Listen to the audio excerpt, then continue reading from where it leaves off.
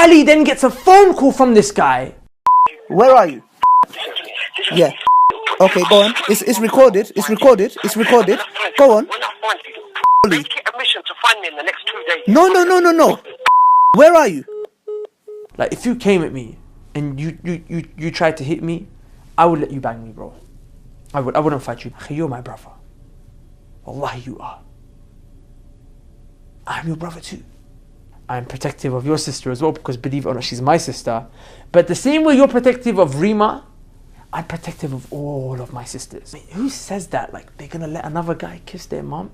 If you're gonna persist in your arrogance and your ignorance. But just know one thing, and I beg of you, please. Allah will judge you on the Day of Judgment. But there is nothing comforting about that reality.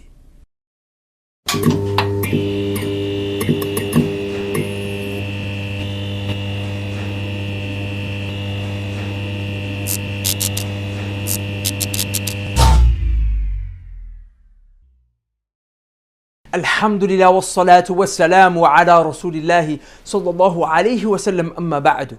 Assalamu alaikum wa rahmatullahi wa barakatuhu wa maghfiratuh. Beloved brothers and sisters, how are you guys doing? I'm in Canada right now. I'm actually on a da'wah tour.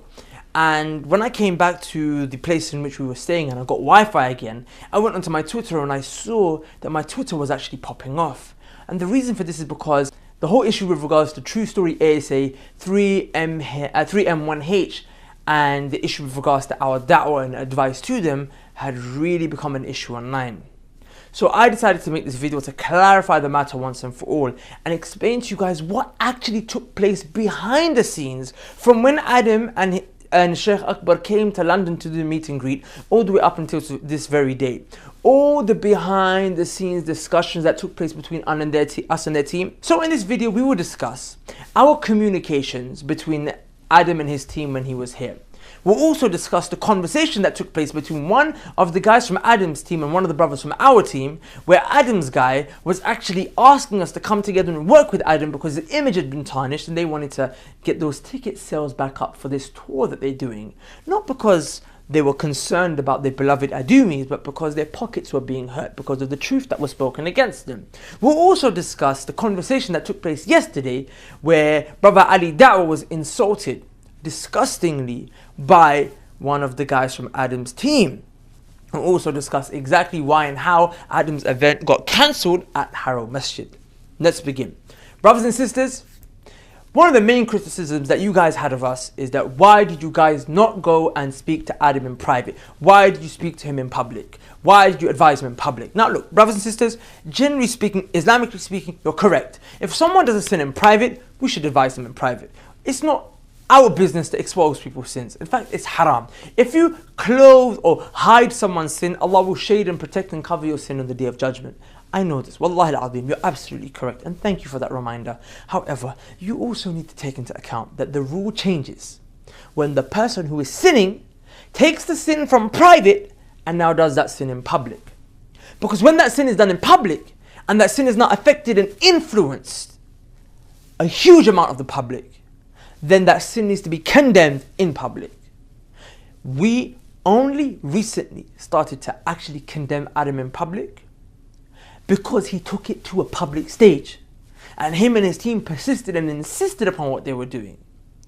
But at the very beginning, Wallahi al-azim, as Allah subhanahu wa ta'ala is our witness, we did not put out a tweet or a Facebook post or a video, nothing. We tried to get in touch with Adam personally.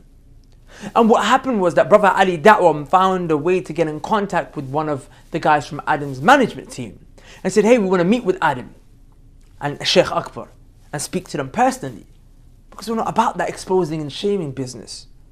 His manager got back to us and said, you know what, we're going to check out your videos and see if it's beneficial for us to meet with Adam and Sheikh Akbar. Bearing in mind that they're thinking about these things from a branding perspective, from a business, from a money perspective. We just wanted to give advice to the brother. We don't want to benefit of his platform. We don't want to do nothing like that, as will become evident to you as I continue. Now, in the second communication, after they had seen our videos, they actually got in touch with Ali and said, you know what? There's actually no benefit in Adam meeting with you. they must have seen that we're not about that YouTube hype. It's that da'wah hype that we're about. And it might have not been good for the image. Khair, whatever, do your thing. So I said, if he doesn't want to meet with us in public, you know what I'm going to do? You know what we're going to do? We're going to go down to the meet and greet in Birmingham. And if we can't get in touch with him, we're going to advise the sisters. Sisters, please, you guys, just behave yourselves, inshallah, and don't act like you did in London. Now, prior to the meet and greet in Birmingham, I did release a video, yes. But what was my video called? It was called Da'wah Man Loves Adam Saleh. The thumbnail was a picture of me and him with a heart in between us. That was my way of waving a white flag to be like, bro, no beef. I don't hate on you. Just pure love. Wallahi, just love. And in that entire video, I did not give one criticism towards Adam. Watch the entire video from beginning to end. Not one criticism of Adam did I come with. Rather, I just came with advice for our sisters. Sisters, please, control yourselves and have respect for yourself. And you can watch that video here if you want to go refresh your memories. So with that said, I hadn't attacked Adam, and I intended to go and speak to the sisters at the meet and greet. The sisters began to behave how they did. So me and brother Ali and brother Musa came out and we were kind of like, guys, behave yourselves. So we had a speakerphone, and alhamdulillah, the sisters were very well behaved thereafter. But the majority of them at least. Adam actually came at the end, and there was a huge crowd that was trying to get to him, and he wasn't able to, speak to them, and they weren't able to control the crowd. So I actually went out of my way, with my megaphone to the car, and I gave Adam a chance. He saw me personally face to face. He used my megaphone, my speakerphone, to be able to speak to the crowd. Why did I do that if I was a hater? Why would I do that if I didn't want him to actually, if I wanted to put an end to his happy day and mess things up for him and his Adumis, his fans? I gave it to him so he can speak to the crowd and tell them calm down. But then what happened was eventually things got out of hand and they drove off. But I actually did try. That was again my way of like, guy, bro, I don't hate you. I'm not trying to end your YouTube career or anything like that. I'm trying to help you. Hey, use my megaphone, tell the sisters, calm down. Khair, whatever. That happened, the whole issue happened. Now what happened a few weeks after that, and this is where it gets really interesting, is that Adam Saleh's promoter, Naz, he gives Ali a message and they have a phone call. And guess what he asks Ali?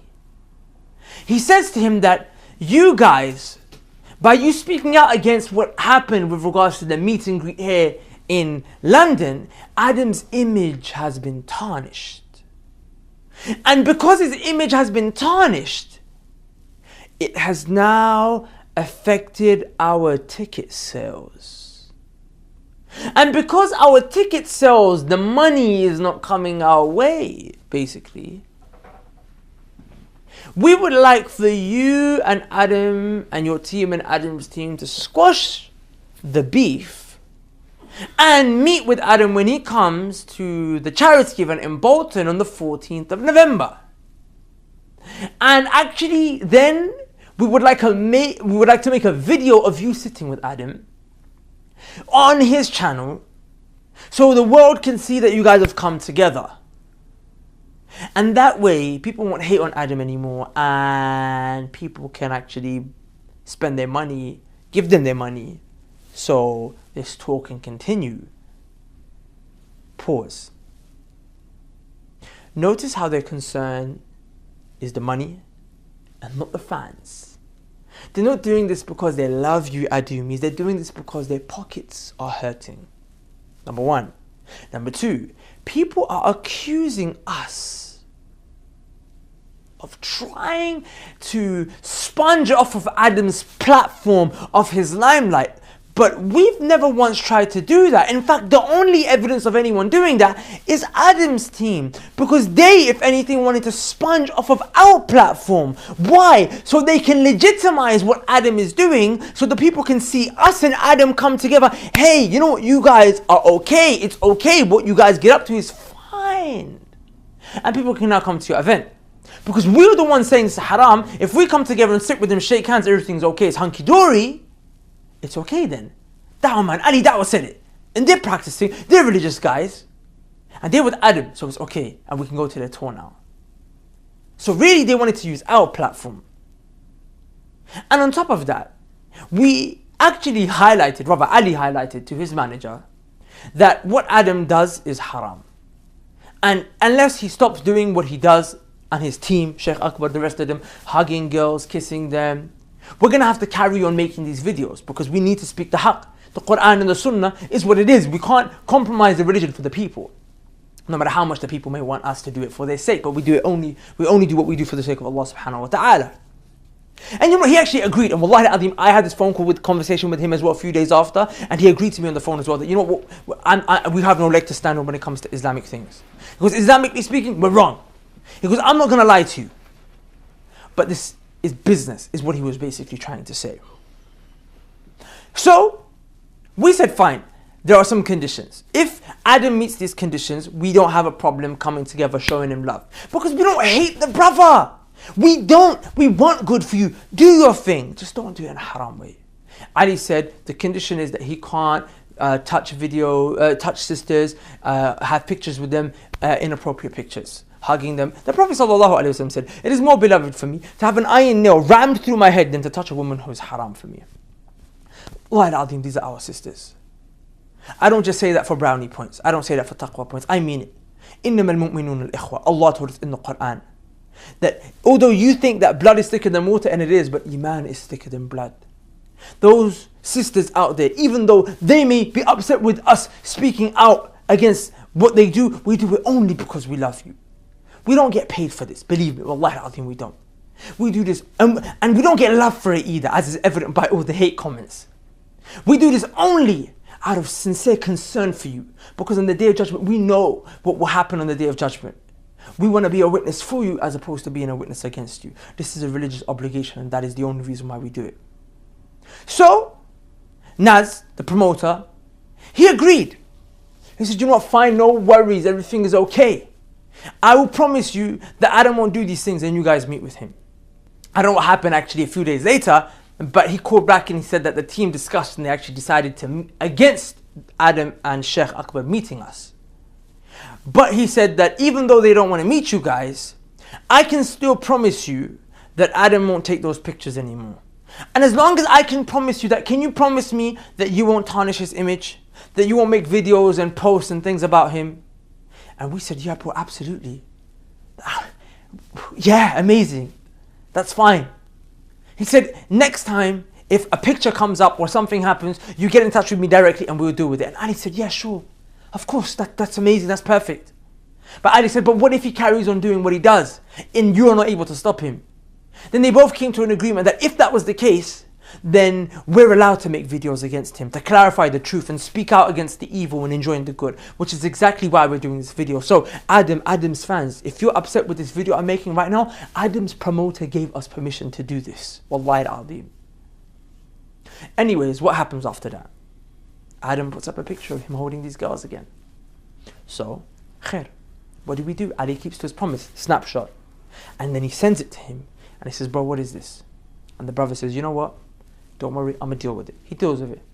Alhamdulillah. Barakallahu feek. Naz, you did it. And we appreciate you and respect you for that. But then guess what happens? When Adam comes down here on the 14th of November, he puts up pictures of him hugging girls again. So what did Ali do? Again, protocol, you know. He takes the picture, he sends it to him. Now, when Ali sent the second picture, the promoter got back in touch and he said something interesting. He broke the agreement that we had. He said, I appreciate what you have stated. And after speaking to our whole team, we have now come to the decision that we will go down legal routes, as sometimes this cannot be prevented. And we will go through authorities to get this stopped once and for all. Adam is not your son, and you have no right in telling him what to do. Legally, you are threatening our team and also trying to embarrass my client and stalking every move he makes. I am therefore left with no option but now to get the authorities involved and our lawyers. Please take whatever action you feel is necessary, and I will see you when we see you. I promise you one thing now, there will be a stop to this. We didn't send any threats, nor did we stalk. We can't stalk, because when you put things on social media, it's kind of evident for the whole world to see. Stalking is when you go out of your way to see what this person's up to. Rather, you went out of our way to show us the sins and the wrong that you were doing. Now check Ali's response.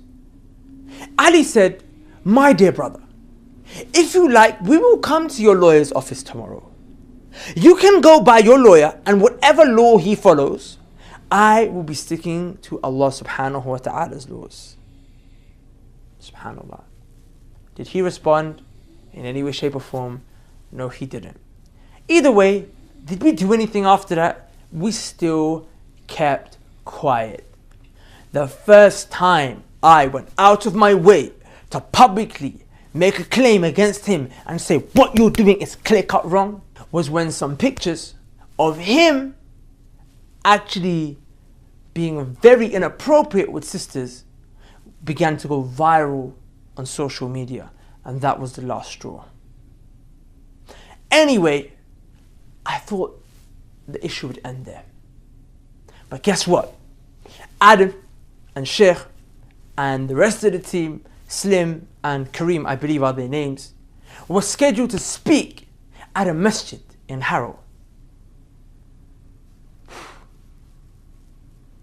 The event got cancelled.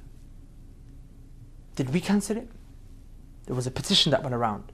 Did we make the petition? No, we did not make the petition. A sister independent from us made the petition. The petition that was independent from us, not in our hands, went viral, and as a result of it, the event got cancelled. And I'm going to explain to you why it was good that the event got cancelled in a second.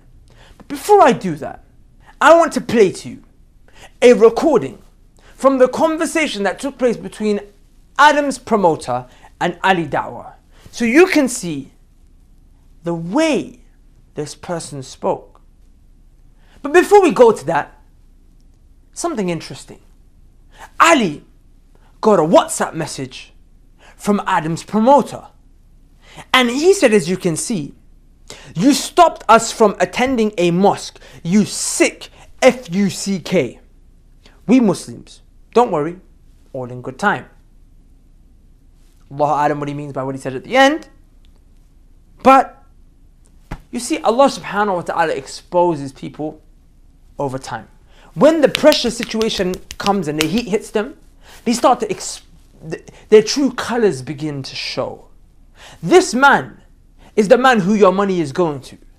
These are the guys putting the strings behind Adam Saleh and his team. And these events that you go to that you're cheering, you're feeding their pockets, and this is how they speak. And as we can see, we didn't stop them from attending the masjid. We didn't. But it actually gets worse, because Ali then gets a phone call from this guy, and I'm going to play you the recording that Ali took of his, and actually told him I'm recording this, by the way. And then I want you to be the judge of who's right and who's wrong. We had, Yeah. Did you stick your nose in that? No, I didn't stick my nose. There was a petition that was being made, and I support. One minute. You know that whole thing, bro? What's it got to do with you? What whole thing? The whole appearance that we're going to make in the masjid. What's it got to do with you? It's got nothing to do. What do you mean? What's it got to do with me? There were sisters starting the petition. And they rang me and they said, "We're starting this petition, and do you have our back?" I said, "Yes, I've got your back 100%. So a sister started the petition. Yes, she started it, and I said to her, "I will help you promote it." Well, why did you promote it? Sorry? Why did you promote it? We didn't No, I was going to promote it. I didn't until the brothers from the masjid rang me and said they want a meeting, and I had a meeting with them today. You had a meeting with them today? Yes. And what went on? At the meeting, they said to me, these sisters said that you was involved, and I said, "Look, ring the sister. I wasn't involved." They messaged me and said, "We're doing a petition, and can you help us?" I said, "Okay, I will help you." But before I could even help them, you guys rang me, and I came here. And I spoke with them, and I said to them, everybody's problem is that why are you bringing such an individual who goes and kisses sisters in public, and you bring him to the house of Allah? Well, you said he kissed someone in the house of Allah.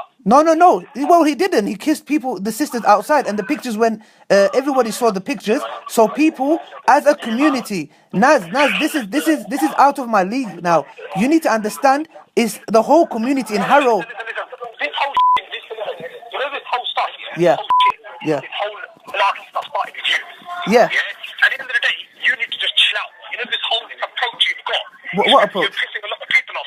And the thing is, if you're I know a lot of religious people. You're not religious by doing what you do. You're just tarnishing someone. No. What is your fascination? Nas, listen. There is no point for you to get yourself involved, and you're just taking it to a whole different level now. You're ruining someone's reputation, and you put the pictures up, the videos up. Why are you carrying on? Of course, why wouldn't I, bro? Why wouldn't I carry on? What's it got to do? Why didn't you do other people? What's your fascination with it? Aki, what does the Quran and Sunnah say? Aki, let me speak to Yas. Yeah, let me speak to Yas. Listen to you, bitch. I swear on my... Listen, don't find me. I will come to you now. I will come to you now. Tell me where you are. Yes, where are you? Yes, where are you? Don't talk, don't swear. Yes or Nas, where are you? Yeah. Okay, go on. It's recorded. Go on. Don't find me. I will come to you now. Where are you? I will come to you now. Where are you? Stop running your mouth. Nas, don't run your mouth. Tell me where you are and I will come to you. Listen, where are you? Location, please. Okay, how can I find you? This is not finding Wally. Make it a mission to find me in the next 2 days. No. Where are you? Brothers and sisters, notice that when Ali said, what does the Quran and the Sunnah say? That is when they began to swear and use filthy, vulgar language. We talk about Quran and Sunnah, then they start to swear. Then the guy swears by his daughter's life, which is shirk. And then you wonder why these people or their clients shouldn't speak at a masjid. They're saying, hey, it's bad, you guys have stopped us from talking at a masjid, the house of Allah, and we were going to give inspirational talks as Adam tweeted, but then they swear like this. The guys that want them to speak at a masjid,